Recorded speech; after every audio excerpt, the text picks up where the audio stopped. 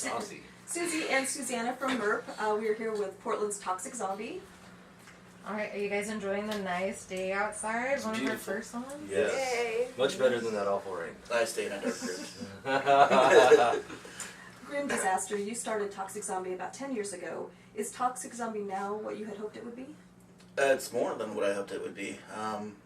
It's just transformed so much over the years between members changing and everybody, that's been in the band before has all influenced everything forward. I mean, not one single member that's been in this band and not in it anymore didn't influence it in some way. So I always thank them for being there regardless if we ended on bad terms or not, because they did help and I appreciate them for what they did. But it's definitely a different monster than what it was originally thought to be. I mean, we never even wore makeup when we first started, so.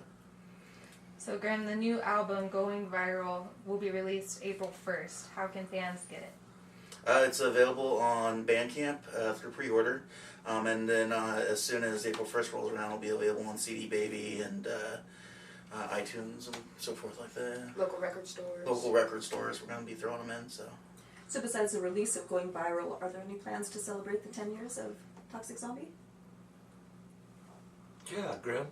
Yeah, man. There hasn't been a specific plan. Something we were going to talk about actually is possibly doing it with another band that has a 10-year anniversary coming up. So they don't know this yet, but we're going to talk about it later. And Ditch Digger is having their 10-year as well this year, and they're really good friends with us, and they've been around with us since that time period. We played a lot of shows with them, so it's a possibility we might do something in the near future to celebrate the 10 years. I mean, it's coming up here in April, but yeah. April 23rd? April 23rd, yeah. Ah, very good. Exactly. Alright, to all of you, Toxic Zombie is one of those bands that put out music that knows no decade or single genre. Is that intentional, or did that just happen? Well, it seems to just happen. I think that more than anything, for me, Grim and Johnny bring a lot of the base of the songs, the bulk skeletons of it, and then I think all of our different influences and the things that we like, we kind of build upon those things, and that's what kind of makes it kind of weave through different genres, where they might have had one idea for a song, but Toby might hear it and go, no, I totally hear this thing, let's try this, and we'll try it, and we're like, oh yeah, and then so on and so forth. If you had to force it into one genre, could you collectively say? Yeah, rock and roll. Fair? Just rock and roll. Yeah, I think the idea of rock and roll, it was originally, music that wasn't popular music. It was against the grain. And that is what we are now. We're not popular music. We don't fit into one genre. So in a sense, we're the essence of rock and roll. Yeah. Yeah, I think that's true. Grim, do the songs naturally fit together, or does it take a lot of rewriting of the music to make it fit the theme of Toxic Zombie? No, it usually just comes together. I might write stuff that I know is not going to be used for Toxic Zombie, so I set it aside. There's lots of stuff when I bring it to the band. It's already got the really good skeleton to it, and then it goes from there. So I just let it flows through, and then it just builds from there. So besides the songs that you write, about monsters and zombies and things like that, do you ever write any other type? Like about butterflies or rainbows or... Yeah, no, I mean, really, there's more to the music than just monsters and stuff. It's, if you really dig down into it, it is a lot deeper than monsters. I might use monster words and I might use monster things, but there's a lot of societal things in it. There's, it can tap on religion, it can tap on other things, taps on my emotions, the monsters inside of me type of thing. So, yeah, they might use monsters as a metaphor, but a lot of times they actually mean a lot more than what they actually come out to be.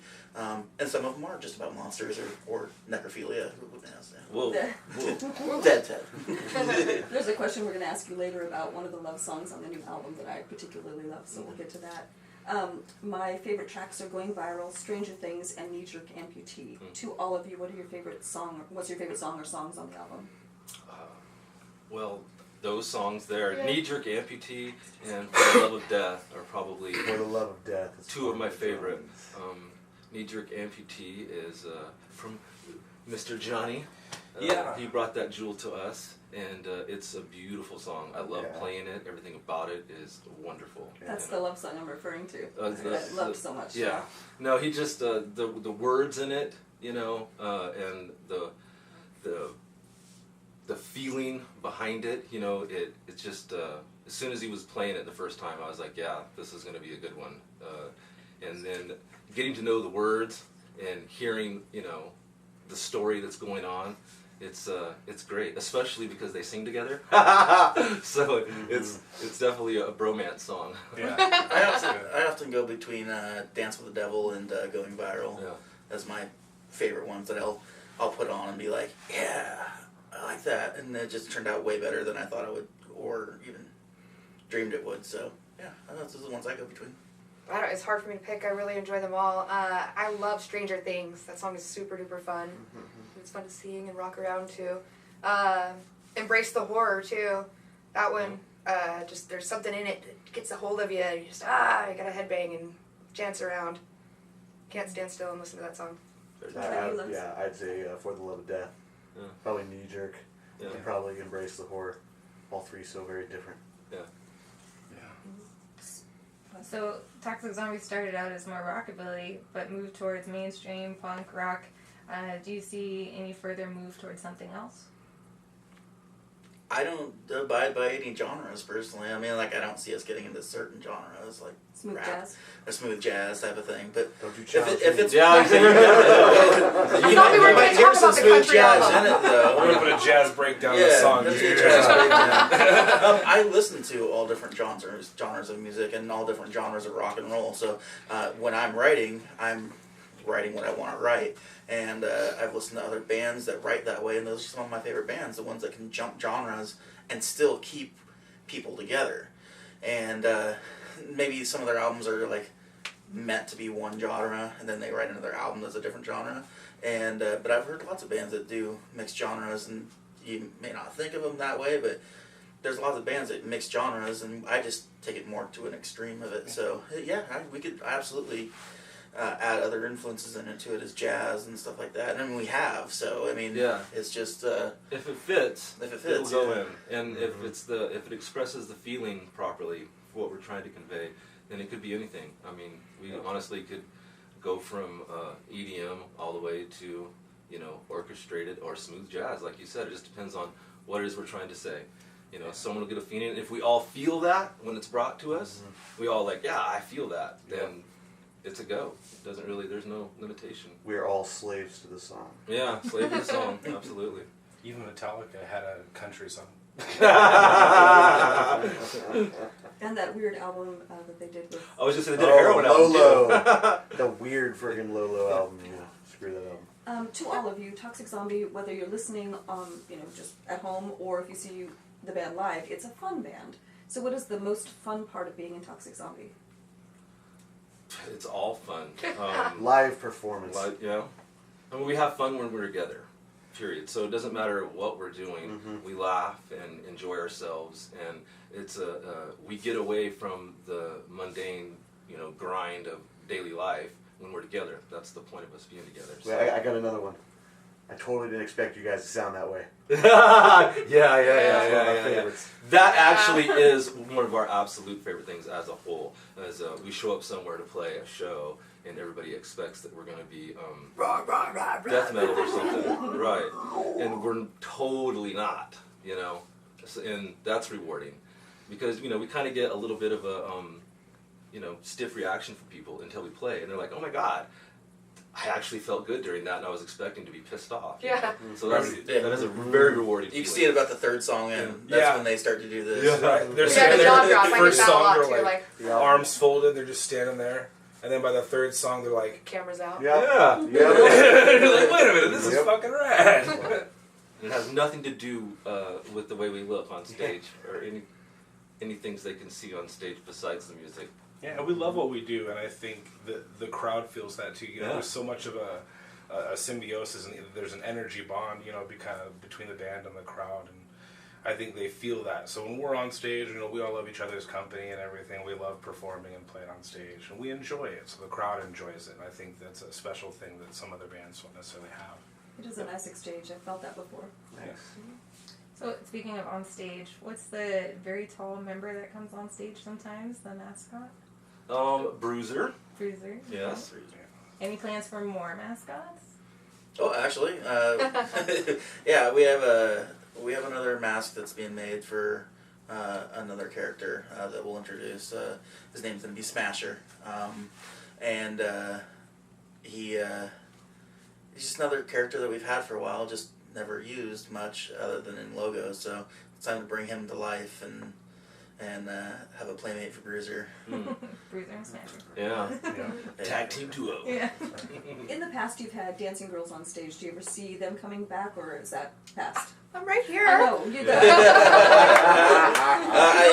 If you want me to put on a tutu and a corset, then I'll show you some dancing girls. But no, I don't like. If it would be a big production type of thing, and it probably be like a big production, like big, like I don't even know, bigger than a Hawthorne Theater type of situations.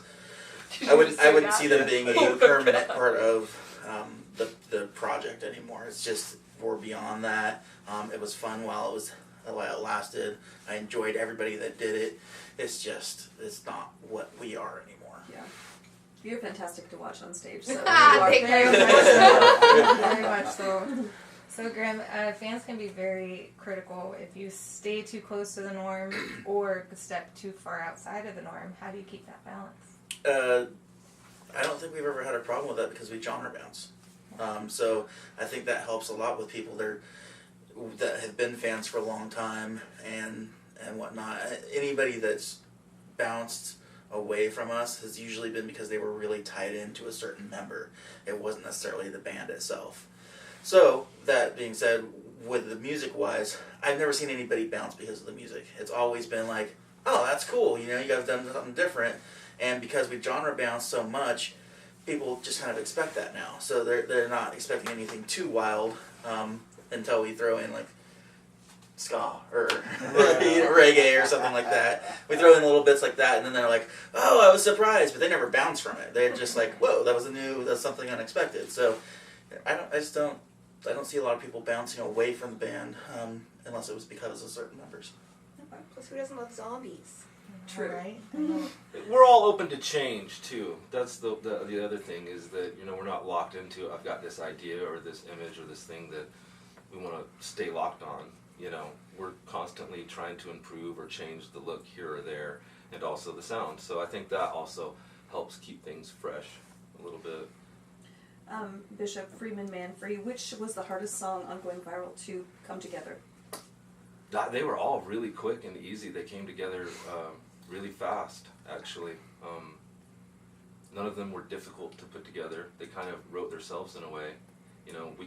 We would play them at practice and then go home, and I know all of us while we were, driving home or whatever, we would be hearing the songs playing in our head, and you could hear pieces and parts that weren't there before while you're playing or when you're replaying it in your head on your way home, and then we get together, it's like, yeah, I was kind of hearing the same thing. So it all kind of came together very easily. I know that sounds ridiculous because most bands fight tooth and nail when it comes to writing songs, but we actually get together and work together for a common goal very well. It's magic. Yeah, it really is magic.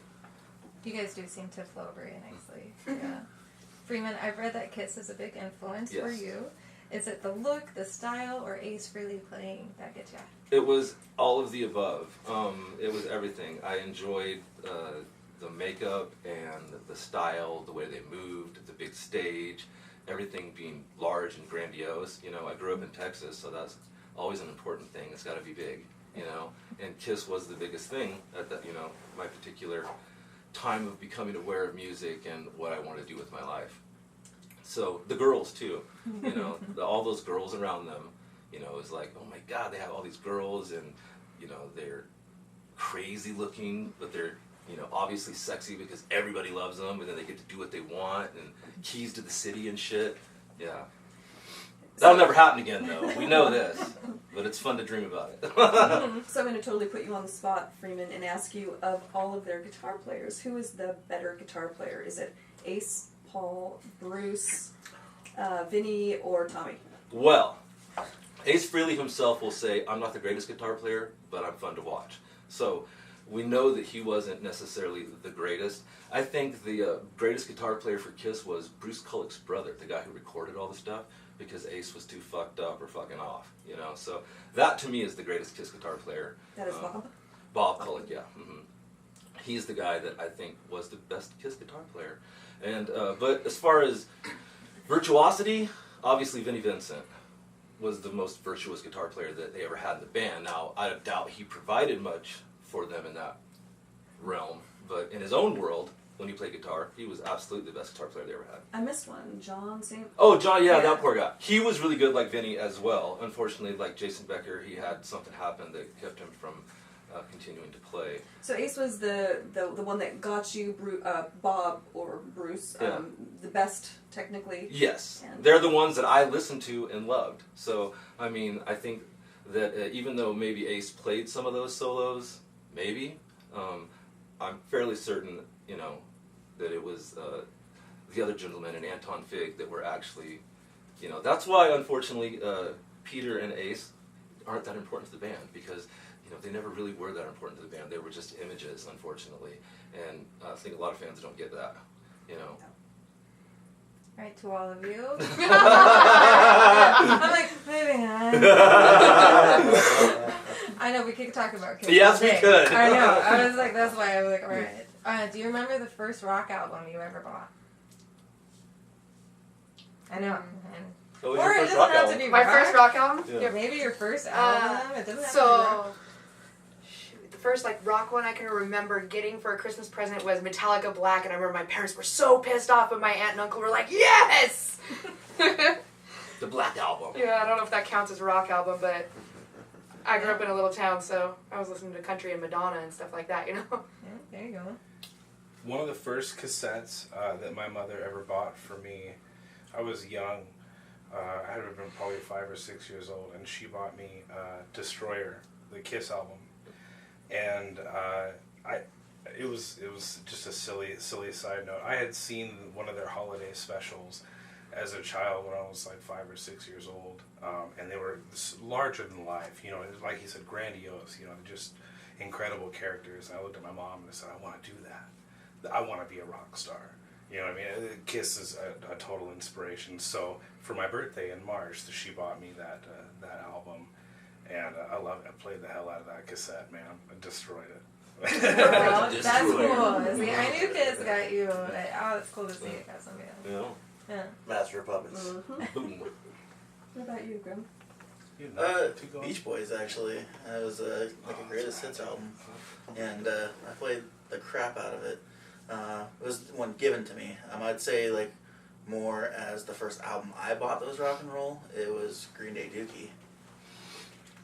I can't remember what the first one. Yeah, the first album that was ever given to me, and this is totally different than you'd probably expect, was the Bee Gees. Yes. A Bee Gees album. Yeah. And so the Bee Gees, and then I think at the same exact birthday, it was a Beatles cinema album, which I posted on Facebook the other day. Nice. Yeah, those were the two. But the first one that I ever purchased with my own money, where I went out and said, I want this album and I'm going to go get it, was a Metallica album. I don't want to date myself, so I'm going to say which one it was. But it was Metallica. Yeah. Starbie, you play the bass and well. When did you discover the bass? Well, I am classically trained on piano and saxophone. So I played saxophone all the way through high school. So it was super duper easy to go from this to this. Right. And so I think I was probably 22 when I started playing bass. Do you ever get to a point where you've mastered the instrument, or you feel like you can always learn more? There's always more. Yeah. And more things you can add to it, and boxes to stomp on, and singing at the same time, and dancing around. It was funny. She actually told me a story about why she plays bass. Is that she wanted to play drums, Yeah. but her parents wouldn't let her have the drums. Yeah. She did the school stuff until she could do her own thing, and then she got into the bass later on. But yeah, she wanted to be a drummer. Yeah, Yeah. the world needs more female drummers, damn it. Yeah. And they were not going for that. Oh, here, have a saxophone. I showed them a squeaky reed instrument. Who, with regard to playing the bass, who would you say has the most influence on how you play? Or who has influenced you the most? Let me fucking kill Meister. Of course, I love him. He's R.I.P. amazing. The God. Rest in Yes. peace. So, happy belated Women's Day. Do you think it's easier to be in the rock and metal as a beautiful woman or harder? It is hard, but I don't let it bother me because, you know, I'm awesome and I know it. So. There you go, confidence. Yeah. No, you get treated different, a lot different. Like, you know, people are kind of rude and snarky to you and stuff. Like, I automatically, they assume that I'm either the merch girl or somebody's girlfriend until, you know, I get up there and I start rocking out. And then they're like, oh my God, I'm sorry. Here, have drinks. You know, or stuff like that. But the guys in the scene, too, are snarky. They'll be nice to your face and then they'll talk shit about you, you know, and stuff. But my band family is wonderful, and I know that they stand up for chicks, and everybody here is super nice. And don't get me wrong, there is a lot of nice people in the scene too. But it's changing now. But you have 4 amazing guys that have your back. Right? Yeah. Dead and Johnny, Toxic Zombie has very pretty harmonies and infectious rhythms. Do you and Freeman have an organic relationship where you instinctually know, you know, how to play with each other, or is it kind of forced, where you have to, I guess, you know, specifically, you know, write or dictate who plays what? No. I think it's very organic. It feels very, very natural when we all come together. It's like Bishop was saying earlier. You know, one of us will bring an idea or the bare bones of a song to the table, and you know, this is what I have, and then we kind of we work together to build on it. So it's very organic. It's very natural. Very rarely do I ever feel like we're forcing a song. And when we do, like if it ever feels like that, normally we back off. Let's do something else for a bit, you know, because you don't want to get burned out. You know, so no, it's very organic in the songwriting process, though. Who would you say are your musical influences? Me personally, Iron Maiden is probably one of my biggest influences. Dave Murray and Adrian Smith are 2 of my favorite guitar players of all time. Great melodies. Yes, absolutely, and that's another thing too. Bruce Dickinson's vocals were just, awestruck. So Iron Maiden was a big influence. Kiss, obviously.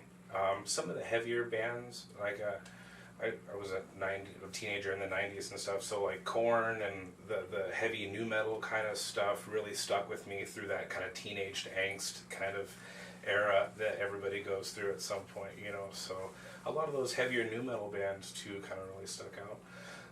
But I don't know, I love all music. I listen to Sun House, I listen to smooth jazz, you know, I listen to Johnny Cash, and I think all of those, the musical stylings together are what make us, you know, such a unique band, and why we kind of genre skip so many is because we all take so many different influences from the world around us. You sort of answered this question, but I find sometimes that people who are so involved in music don't listen to music for pleasure anymore. It sounds like you are still a fan of music. Yes, absolutely. I think music conveys emotions oftentimes that we ourselves have trouble with. I know when I'm angry, I listen to a certain type of music. When I'm sad, I listen to a certain type of music. And, you know, there's a connectivity that happens on stage, you know, and with the fans. I've had people come up to me and say, oh, you know, that song so-and-so, you know, I really like that song, I identify with it, I understand it, you know, and so it goes back to that symbiosis kind of thing. But yeah, I love music. Music is my life. Music is my life. I think we touched base on this earlier, but what's your favorite Toxic Zombie song to play live? All of you. Oh, Billy Likes Beer. Billy Experience is a lot of fun. Really I like singing Toxic Zombies because I like seeing the crowd get into it and stuff, and I love seeing the crowd interaction back and forth. I like Dead Sexy. Dead Sexy is a lot of fun for sure. Yeah. I like them all, honestly. Yeah. I really do. It's There's hard to never a pick moment one. on stage where I'm ever like, oh, I can't wait till this song's over. Yeah. They're all good, and I enjoy them, and I love playing These them wolves, all. my children's. Yeah. These old my children. Yeah, for sure. For me, it's actually a song that we don't really play live, which is Split. It's off of our first album. It's a much slower and longer song, but it's probably one of the songs I've been like most proud of and the best that I like to sing. Do you see playing it live in the future? It's very possible. It's just one of those songs that when you're playing half-an-hour sets most of the time, or 45-minute sets, it's just not a song to throw in there. It's a 6.5-minute song, so unless we're playing a really long set, it's not something we'll probably put in or a headlining type of thing. But it absolutely probably in the future can be something. But Be nice to hear. yeah. Lugz, you left the band for a minute. You're back in permanently? Can I leave? No, that was probably the Facebook thing Yeah. where Tara thought you left. That's what I'm referring to. Oh no, That's actually a running joke, sadly. It's And, kind of, it's you kind know, of a bit of a joke. my apologies to no. everyone involved, but yeah. Clear it up for us. I originally was not wearing a mask, but wearing a mask is a hell of a lot easier when you're playing the drums. And so I had face paint, and when they showed the mask, she thought it was somebody else. Oh, okay. And I was like, no, that's me. She goes, I'm glad to know that. it took a few tries, but she's got it. No, there was some long feeds about, snapshot. No, this is Toby. Yeah, I know, like it really It is. no, it wasn't when you got the mask. It was when you first started doing the makeup with the crossed eyes instead of a normal face. Whatever I was doing. So we did a photo shoot, and he did. I told him we should do these crossed, bloodied eyes like he has now on his mask, Yeah. but they were makeup instead. And someone thought that it wasn't him, and we had to be like, no, this is him. So, I believed it. Still the same thing. I Yeah. believed it. Still me. however, Toby wasn't officially in the band until like 8 months after playing with us. Yeah. Like he was basically our We just drummer, told him but, he was in the band. but finally we're like, hey, "Dude, by the you're way, in." sorry. Like, well, I've already been playing with you guys for about a year, so I guess I'm in the band. Seriously, like full Yeah. on, Like almost a full year. like a full member, Yeah. constantly doing everything, recording the album with us, doing shows, doing everything, Yeah. and they were like, "You should just join the band." I mean. What is your biggest, I'm going to start with you, Grim. What is your biggest wish for Toxic Zombie in 2018? More music videos, more playing live, getting the music out to more people, not just nationally but internationally. Germany, Europe, basically Japan, places like that, places that we'd love to go play as well. So that's mine. Just getting the name out there more beyond what's just in the Northwest now. We're known nationally. We are known internationally. We've had people from across seas buy our album and stuff. It's just now it's to push it even more and push it harder. Is there anything else you guys want to talk about? Yeah, I Go ahead. agree. It's the same thing for me. I just want more exposure in 2018. That's the most important. Is just getting outside of the local scene and pushing the music in other places. Yeah. Maybe Netflix will pick us up. Yeah. Netflix, we love you. Or getting on soundtracks is another thing, but that falls under the just getting promotion and being heard. That's the most important thing, really. I think going viral is fantastic, and I think it will definitely be received well around the world. Thank you very much. Yes, thank you. Thank you so much for your time. Thank you. Absolutely. Thank you guys. Thank you It's guys. fun. Yeah.